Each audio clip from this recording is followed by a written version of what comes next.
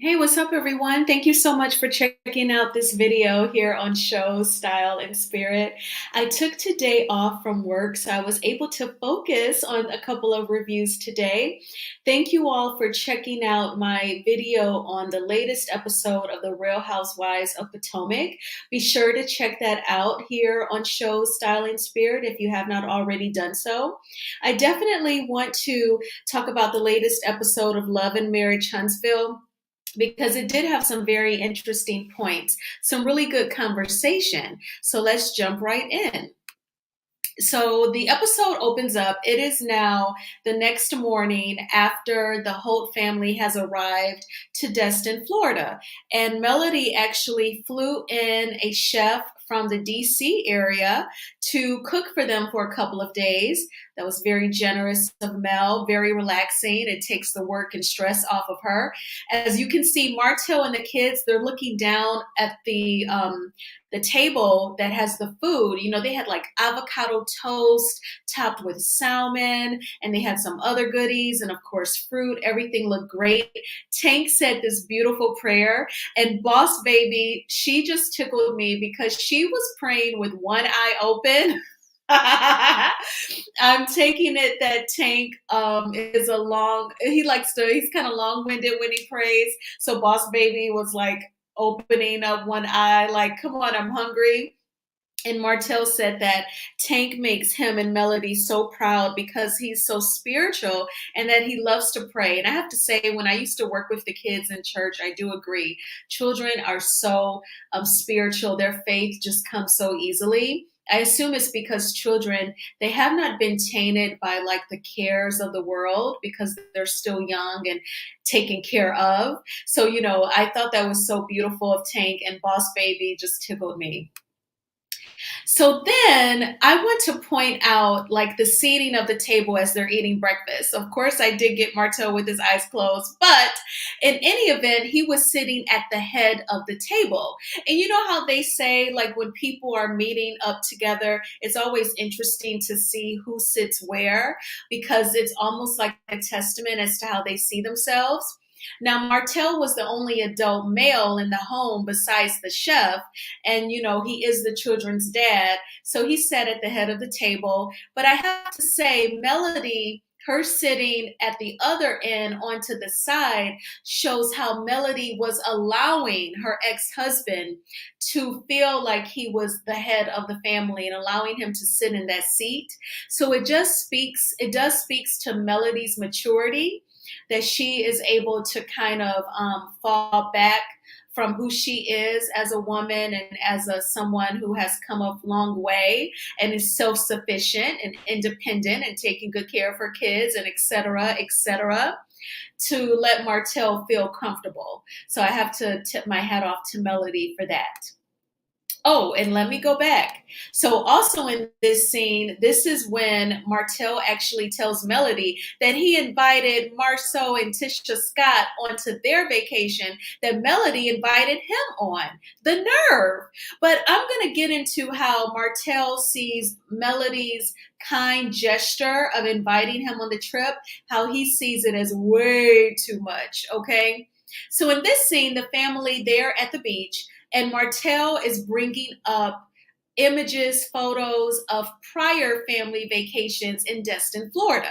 Melody even says in her confessional that Martell is trying to play up on her nostalgia, and she said she's not having it. So Martell was hoping to woo her romantically by reminding her of better times when they were together. Martell, Melody's memory is clear, baby. That is why she left you and divorced you, because she has not just good memories, but bad memories. The good memories cannot just magically, miraculously erase the bad memories. And that is something that this Negro just does not get. So then we see the Scotts bringing their asses to the beach, to Melody and the kids' vacation. Again, Martell had a lot of nerve inviting people. Have you ever experienced that where you may set up an outing or you may have something at your house and you invite someone and they bring someone else? That's so disrespectful and annoying. And Martell, yeah, he may have verbally told Melody that same morning that he invited them, but still nobody asked him to do that. And that was quite just not cool. And then in this scene, when they arrive to the beach, Tisha compliments Melody and says, "Oh my gosh, Melody, I love your braids. I've never seen you with braids. They are so cute." And Martell makes this joke and says, "Yeah, they do look good. I do like them." And Melody goes, "Well, let me change up real quick." And in Martell's confessional, I guess he felt like she hold him in front of Marceau and Tisha. He was like, "Yeah, I guess she wants me to give her a response, but I'm not." So Martell, don't play like you two are together, then she won't have to hoe you. I've been in that position where a man is very assumptive that like we're gonna be together, so delusional and on the job. And I wasn't even attracted to him. So I had to hoe him over and over because he wouldn't get a clue. And I mean, I can't even feel bad for the guy. So then after the beach, the family goes back to the vacation home and Tisha just cranks up the annoyance. She is super annoying, saying, "Oh, it's so nice to see you and Melody back together. This is the Melody and the Martell that we know, that we like." Tisha, shut up. Okay, you know that they're divorced. You know that he cheated and produced a baby. You know that the relationship is over. Why are you trying to puff up Martell's head that like he and Melody in some alternative universe are a couple again? Why are you playing into the fuck shit? And I just hate when Tisha acts so dumb. I hope it's just an act because this is ridiculous and it is hella annoying. And Marceau, he's not really participating because he knows it is stupidity. And I guess he just doesn't want to look dumb right along with Tisha. So then Tisha insists that they play this game. I'm sure you've seen it on TikTok. It's games that couples play, couples who are dating, fucking, living together. When Melody and Martell are none of those, they are divorced. They're not sleeping together. They live in separate houses. They co parent. She gets the kids one week, Martell gets the kids the other week. But yet and still, they play this dumb game where Tisha is saying, and I'm only saying it's dumb because Tisha insisted that a divorced couple play it, but it's the game where Tisha was calling out questions saying, "Who's the better cook? Who's the comedian?" And one of you raises your hands. So I chose the image when there was a big X, when neither one of them answered, which was the question, "Who is the more fun parent?" And there was another question where Martell raised his hands and Melody just sat there. But I have to say, at least Melody was not being petty or showing her annoyance. She participated just to keep her peace. And I'm sure you can relate being around relatives or so-called friends and they're trying to front on you, disrespect you, and maybe you're just trying to tame your tongue because you know they're not going to be around the entire time and you don't want to show that they're getting under your skin. You want to maintain your peace, so you just tame your tongue. I feel like that's what Melody is doing by participating in this game, and it's pretty good. It gives her the upper hand because Tisha can't go back and say, "Yeah, we visited Mel and Martell in Destin. We just wanted to play a game. She wouldn't play it." They can't say that now because she did participate, although it was dumb because they're not together. And of course, Marceau and Tisha play the game, but who cares? So anyway, back to something more serious and more meaningful. Back in Alabama, Kimmy is ready to cut her hair. It's long and thick. As you know, Kimmy wears protective styles. She wears her natural hair underneath wigs. And so she said that if she cuts her hair on her own before it falls out, then she feels in control. The hair will be short on account of her choice and not because of the treatments. So I can't blame her. I definitely understand her wanting to do this to jump ahead of the trauma of her hair falling out. And I have to say, I know Maurice annoys a lot of the viewers, but as far as I can see, he is supporting Kimmy. He is right there with her. He holds her. He tells her that he loves her, and he is there for her. Yes, thank you, Donna D. It's good that they are going to make Kimmy's natural hair into a wig for her. Yes, I thought that was so dope when I learned that they were going to not only cut her hair, but put it in bundles to make a wig. And shout out to the stylist who cut her hair. I'm going to show it. It looks beautiful. And shout out to the person who's creating the wig with Kimmy's hair. That is going to be so creative, so dope, and I just love it. And Kimmy is taking something that is so difficult and sad, and she's giving it some meaning. And, again, she's jumping ahead of the trauma so that it's not as impactful on her, right? And I have to say that that is an excellent idea. Okay, so then we see where Kimmy's friend is there with her. I think her name is Andrea or Angie. She's there to hold her hand as she cuts all that hair. And then she asked Maurice to trim her kitchen. So I guess Maurice used to be a barber. That is how Maurice and Kimmy met. She said she was stalking Maurice on Facebook, saw that he cut hair, and messaged him and said that she has a son who needs a haircut.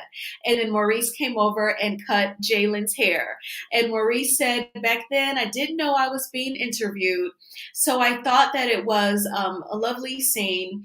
And he is, trimming her kitchen. And Kimmy is trying her best to make the best of this situation, right? So I give my props to her. I have asked God in prayer to heal Mrs. Kimmy Scott, in the name of Jesus. So I know that he will do it.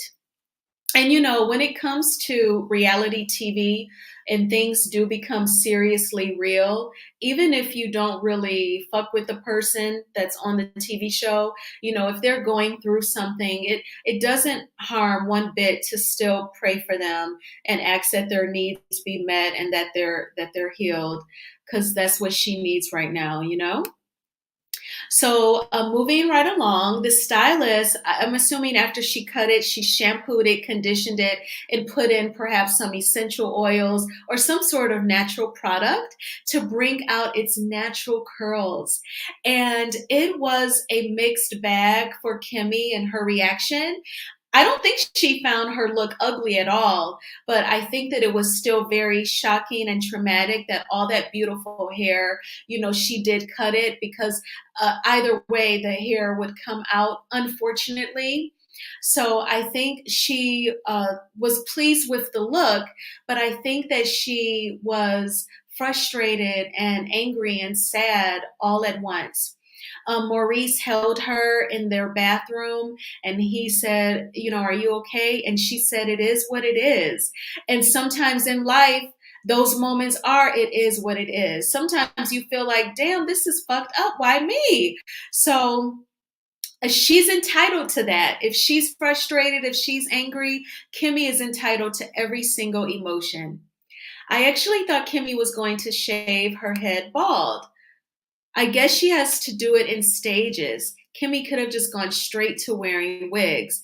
That is true. I think that she probably was not ready to shave her head completely bald. So she's doing it at a pace that's comfortable for her. I do see your point though. You're like, let me just rip this Band-Aid off. Let me rip it off and continue to wear my cute wigs. And then it is what it is. But I guess she wasn't ready to go that far. All right, so let's go on. Okay, these two Negroes. So this episode, it wasn't filled with a lot of drama, right? But it was filled with some conversations that is worth discussing. So Marceau and Martell, they're playing pool. It's just the two of them, no kids, no women. And Marceau is saying, what is this like, you being invited to vacation with Melody? Martell says, oh, I think Melody has had enough time to go through the pain. Martell, it's pain that you inflicted. You inflicted the pain. I'll never forget, like a pastor was saying, like, you do so much better when you get married. You do so much better. So you were married, Martell, and you screwed it up. But I get that people make mistakes. We all make mistakes. Nobody is perfect, X, Y, and Z. We know this is truth. But Martell, don't try to say that because Melody is at a point where she can invite you on a family vacation in front of the children and not scream and yell and curse or do none of that and just be chill. Don't assume that that means that the door is open for you to walk back in and repeat your bull. I think that some men are so delusional, and it really annoys me because the stereotype is that women are emotional and women are catty and petty and women cannot get over romantic relationships. But it's not just women who can struggle with getting over a relationship, it's men too, as we can see right here. And Martell is fooling himself by seeing Melody's growth and inviting him on a family vacation as to that she's ready to get back with him. And let's keep it a buck. He is a man. He would even be satisfied if she don't even want to marry him again, as long as he could still sleep with her.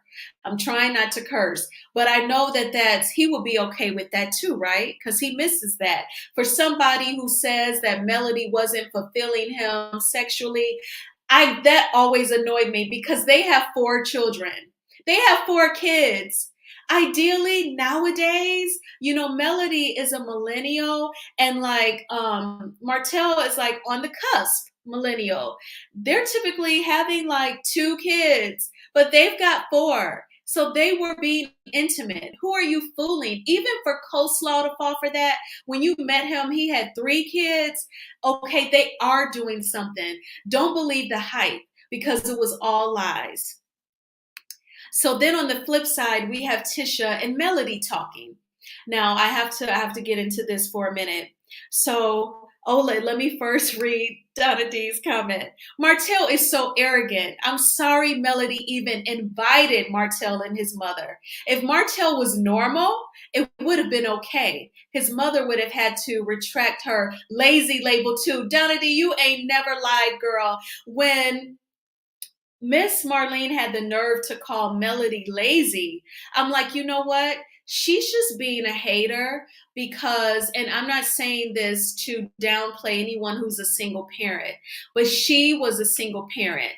She was not married. So she knows how hard she had to work as a single parent. So when she was calling Melody lazy, in my opinion, that was her way of saying, you had a husband, and at least you had a husband. You know how people are when they're almost trying to say, get over what you're going through. At least you had a husband. At least you were married.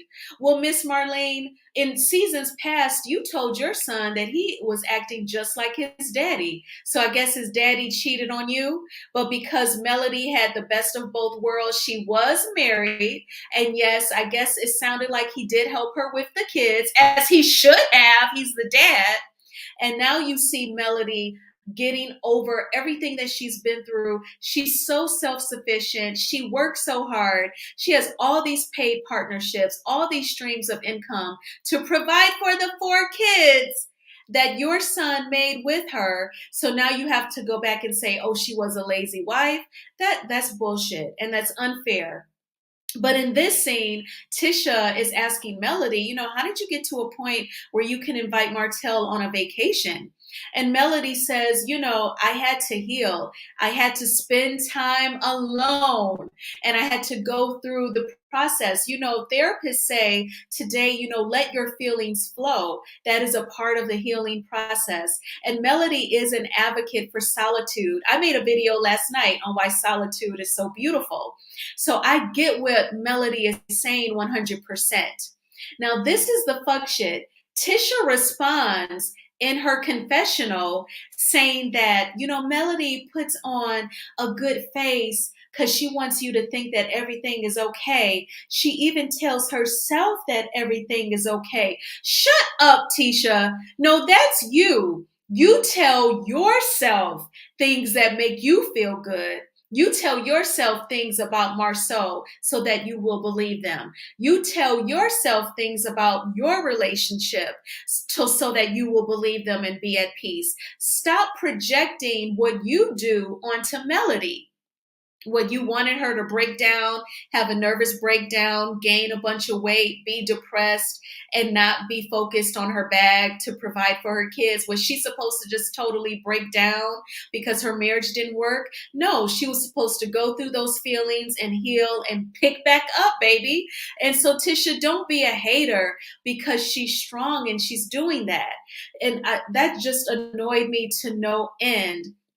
And I want to say that I'm not just blindly coming after Tisha. Tisha gives us all plenty of material to comment on and to say that she is with the fuck shit. In her confessional, saying that Melody convinces herself of stuff, like, and she puts on face, I was too outdone. That's you, darling, not Melody. And that was the end of my slides because it was basically the editing was her conversation, and then it would go back to Melody and Martell. And Marceau even says to Martell, let me go back for a visual sake. So Marceau actually says to Martell, yeah, and the sex thing, Martell, in a marriage, you're never gonna have sex really like as often as you would like. And Martell's like, yeah, I wish I had been more patient. And, you're right. I hear you. And then in his confessional, he has to get up and walk away like he's sitting there with so much regret. So a normal human being, they should be filled with regret when they totally screwed up their marriage by cheating with someone and producing a baby. But with Martell, I always have to wonder if him looking so sad in his confessional is just game. If he's trying to run game on Melody, knowing that she'll go back and watch the episode and feel like he really misses her and loves her. No, Martell, you're not changed like that. So you would still go back to cheating. You would still go back to the fuck shit. And I mean, you got 4 kids. I'm pretty sure Melody was letting you get some. Okay, let's be real. And even if she wasn't with the oral, you were getting some. And yeah, you should have been more patient. Were you going down on her? Let's be honest about it. Some men ain't even with that. But you want her to always do it. I hate that. He just, it's always about him. He is a master at making everything about him. And so that was my commentary on this episode. I felt like, of course, Kimmy's situation was the most meaningful, but I felt like pointing out Martell's BS was definitely something that we had to discuss. But let me know in the comments your thoughts on Martell and his delusion. But I do think he's also trying to run game on Melody, hoping that he can seep through when she goes back and watches this episode. And what about Tisha? Projecting how she tells herself lies, trying to say that that's what Melody does, because Melody is moving forward and doing great, might I add. I follow her on Instagram. I think she works so hard. And back in the summer, when we were bombarded with he and Melody's Instagram posts, and he was trying to say that she has dozens of babysitters, Martell, she has to do that because she has to work hard. She has to work hard to come up with money to pay a mortgage and utilities and groceries and gas for the car and what the kids need for school clothes, supplies. She has to do all of that. Okay, you don't have any licensing, not even for a builder. It's not like you're a licensed nurse or a licensed teacher or an attorney. I mean, what is your income besides the show? You started the wine this year. She can't rely on you. So she has to work hard to bring in the income. And I hate how he's not being real. But I just hope that the joint custody at minimum continues, or Melody gets full, or even joint, because then he can't get his hands on her money. Because I'll be damned if Melody starts providing him with child support so that he can live off of it and share it with coleslaw. Hell no. But definitely let me know what y'all thought. This was a weekend for triggering episodes. So I hate that Martell is just so delusional, and he's really taking Melody, inviting him on this vacation as she must be ready to let him back in. No, brother. And men are so horrible at rejection. And it amazes me because the stereotype is that women have a hard time letting go of romantic relationships when it's him. At the reunion, Melody should have just said that she didn't care what she told Martell regarding whether or not she went down on her boyfriend. She didn't owe Martell no explanation, truth or not. Thank you. Thank you, Donna D. When Melody sat there and said, I don't recall, I think that she was trying to come up with a response as fast as she did, but you're absolutely right. Melody is an adult. She is an adult and she does not have to explain to anyone whether or not she provided oral for a man. Absolutely not. And Martell, you have been dipping out. You have been dipping out and cheating. What was she supposed to do? Continue to cry and be at home? No. So I hate how she even said this in this episode in her confessional that Martell is controlling. And she was saying how he doesn't like that saying about it takes a village to raise children. She said he doesn't want any sort of village because she said then that would be giving up of control. And he does give that. But here's the thing, and men will tell you this with dating, they could hardly go to church themselves, but they want to make sure that you know that a woman is supposed to be submissive. But I feel like the man has to be someone who's worth you submitting to. So no, I'm not just going to sit back and watch you cheat with this girl and get her pregnant a few times, and you're spending money that I earned probably to buy her some little cheap meal or whatever, allegedly a vehicle. No, I don't think so. So don't worry about if I'm going down on anyone. The best but saddest part of the episode was the section with Kimmy and her hair. I have to agree. It's hard for me to watch anybody go through any sort of situation. If I had the power, here on this earth, nobody would struggle with health crisis or financial situations. Like if I had that sort of miraculous power, of course I do not. So it's hard for me to watch anyone to go through anything that brings them pain or fear or even inconvenience. So all I can do is remain positive that Kimmy will be okay. And I'm sure that she will. In a very recent social media post, Maurice did inform us that Kimmy is close to finishing her treatments and quote unquote ringing that bell. So that will be huge once she's done with that, and then she can recover from those treatments. I lost my dad to it. I hate to even say the word. I must admit it brings me anxiety. So I feel so bad, and I wish that it didn't happen to anybody. But I know that she will be all right. So I just thank y'all so much for kicking it with me. Please, again, let me know in the comments what you thought about this episode. If you have not already done so, please hit the like button because then it pushes my channel to more people as like a recommendation.